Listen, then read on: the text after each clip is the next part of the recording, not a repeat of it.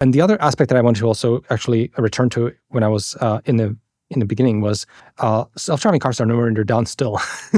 So even though, so the deployments still are pretty minimal, right? So even Waymo and so on has very few cars, and they're doing that roughly speaking because they're not economical, right?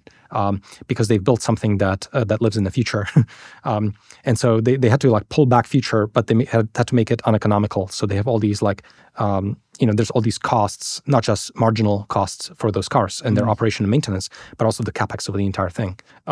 So making it economical is still going to be a slog, I think, for them.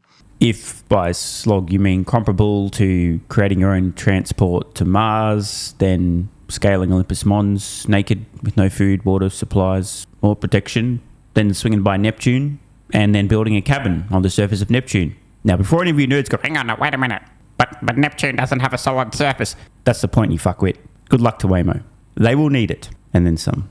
Waymo, without the benefit of a massive fleet for scale, huge amounts of data, had essentially had their hand forced, right? They kind of had to use LiDAR to cheat their way to get some performance in some very small regions. And in doing so, were not able to develop a general solution to autonomy and are encumbered by astronomical, no pun intended, hardware costs. Now Tesla, who, by the way, just to be clear, are currently selling vehicles to consumers in the United States for, let's call it, mid $30,000 range, making a profit doing so.